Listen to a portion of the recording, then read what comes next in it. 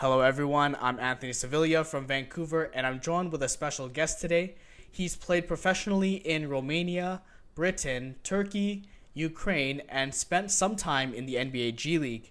He also led the CEBL in assists last season. Fraser Valley Bandits guard Marek Klassen. Thank you for joining with us, Marek. No problem. My pleasure. So, first of all, how are you doing during the pandemic? Oh, I think it's pretty crazy times for everybody. Honestly, it's a gift though. In this situation, in this time, I've been able to spend a lot of time here at home. I've been back with my family out in Abbotsford for the past 2 months. So obviously, there's a lot of crazy things happening around the world, but it's been interesting to just kind of slow down and be with family for this last little while. So, the last time I spoke to you was the last game of the regular season. So, what have you been up to in the last few months? Yeah, it's crazy. It's a whirlwind. Okay, so yeah, we finished with the Bandits. I took a couple months off. You had to rest the body a little bit, and then went to the G League, signed with the Erie Bayhawks, so the Pelicans G League team. And I was out there. I wasn't out there very long, to be honest. I was out there for like less than. I was signed for like less than a month, and got a call from a team in Ukraine that was playing in it was called FIBA competition.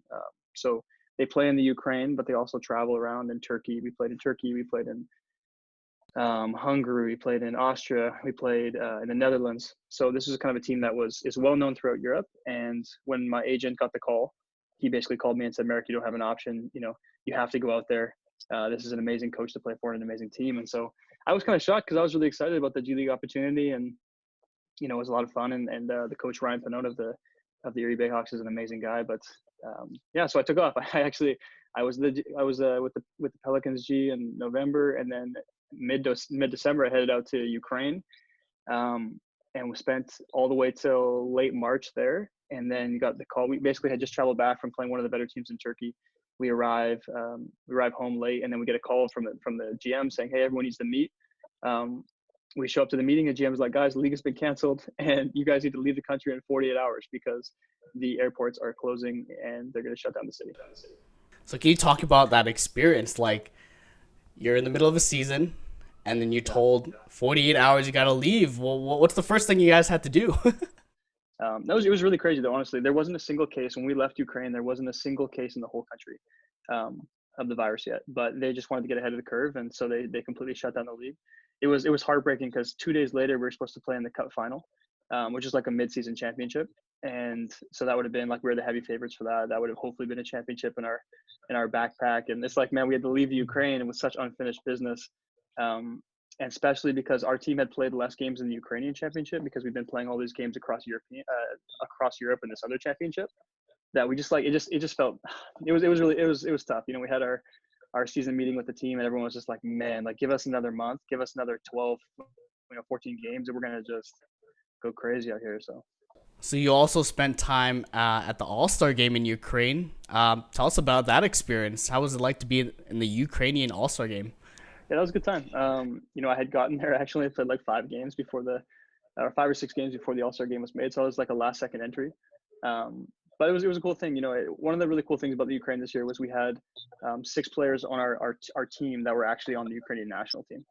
They were so Ukrainian nationals, and then they played for the national team. And so our practices are super competitive. Our team is very, very talented.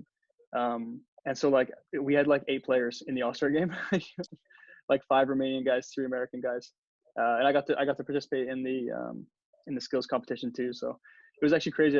An experience I'll never forget. Like the skills competition, I thought it was going to kind of be just like a fun sort of everyone going like 60%, having a good time. Man, guys were working out there, and I found out after that there was a $10,000 like prize for the winner of the skills competition, the 3-point competition, and the dunk competition. And I was like, oh my gosh, like I would have gone. I had no idea. Everyone's working so hard out there, and I'm going like 60%, having a good time, jogging around the court. Like, man, if I heard 10,000, I would have been moving out there. So unlucky. So, the league was supposed to tip off earlier this month. Is there any updates on the league and what's planned? What have they told you so far? Yeah, just what I've heard is probably what everyone else has heard that the league is working super hard to try and make something happen. That could be some kind of tournament format towards the end of the month, or towards the end of the summer. Sorry, it could be a shortened schedule, but most likely, probably won't be cross province travel, if that makes sense. There'll probably be some kind of tournament or some sort of game schedule in one province. just to sort of limit down those the traveling to and from the airplanes, etc. So that's what I've heard so far. I'm basically training every day, and thinking like, hey, the league might be back in a month. So if the league's back in a month and I don't train until 2 weeks before, then you're going to see injuries, you're going to see things like that. So I'm just trying to stay diligent and keep a good pro mentality. So there's been a lot of roster changes in the off season, and it looks like you're the only one remaining from last season on the roster. So what are you looking forward to, or sorry, who are you looking forward to the most to play with? And what are your expectations for this season? Hopefully that it starts. I mean, I'm excited to play with a lot of the guys. I think a lot of the guys are guys I've heard of, maybe, or guys that are from Toronto-based area that I've played against, maybe in like some sort of national team thing, or just I don't know. But I think it's going to be good for me, actually. Like, I think that it'll be fun to sort of play against a lot of these guys that are similar position to me, similar style to me, and just for all to come together and just kind of grind. And also, Big John Fields, I'm really excited for, I think our games are going to make sense together. I think a lot of the pick and roll is going to be hard to guard us in the pick and roll just with his finishing abilities. So with all the roster changes, all the movements, who do you miss the most that left the team? Oh, I mean, Joel Fraser, Joel and I are very good friends. We actually ended up playing a couple of games against each other in Ukraine this year as well. He was out there for a limited stint. Good guy, good character guy, obviously from here, from Fraser Valley. And, I miss playing with him, but it's good for him. He has family out in Toronto-based area near Guelph. His longtime girlfriend's out there as well. So it's good for him to be out there. I'm happy for him. But I'm going to miss him playing on the court and just the banter in the locker room and things like that. But yeah, we had a really, last year's team, we had a really actually solid group of guys as far as character involved, as far as basketball too. Like, we had a really good team. We couldn't put those final pieces together to close out those wins and to prove what we had on the record. But a lot of those guys, Chris McLaughlin, even Terrell Tate, I'm thinking about Jalon Kendrick. We had a lot of good guys on that team that were just fun to be around. Well, for sure, you're definitely going to be facing them on the court. Obviously not teammates, but you'll be seeing them on the court for sure. Yeah. Sure. So what have you been doing during the pandemic? Have you learned anything new? Is there any new hobbies that you've been able to pick up? Have you watched The Last Dance? Oh, of course I've watched it. Yeah, I watched every episode for sure. No, that's fantastic, man. Those are great memories. Just like those throwbacks are unbelievable. And I think it's cool too because for my generation, I never really watched MJ too much live. Like, he actually, when he came and played the Grizzlies, I was too young to appreciate who he was. And so then now, like, watching some of these games and this film back, it's awesome. Really, really cool. So what have I been doing on the side? I mean, I've been, like I said, I've been training and stuff too, but I've actually started like watching film.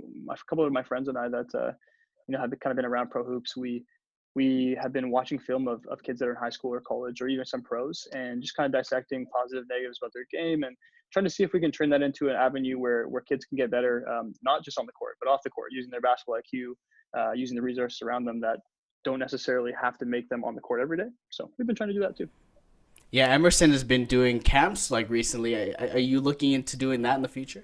Oh, it's a good question. I've done some camps sort of in the past. I did like a Marek Klassen skills camp a couple years ago. Last year I focused on Abbey Made, which was a really big camp here in the Valley where I put 100 kids came for free, and we just kind of try to teach as much as we could, give them as much as we could. So I'm definitely going to be focused on, that was supposed to run obviously this June. But as soon as this whole pandemic thing is sorted, and maybe even next summer or whatever it is, I'm always focused on giving back to the community, and I'll always try and create some sort of event and run some sort of thing where the community, especially the young, the next generation, can really benefit and fall in love with the game and fall in love with the people that the game has done so much for me, and so I want to just in any way I can give back to the kids so that they can fall in love the same way. Well, thanks again, Mayor, for talking to us today. I hope you stay healthy, and I'm excited to see you back on the court. Thanks, man. You too. Stay healthy. That was Marek Klassen, point guard for the Fraser Valley Bandits of the Canadian Elite Basketball League. In Vancouver, Anthony Sevilla, EagleNews. We live in interesting times.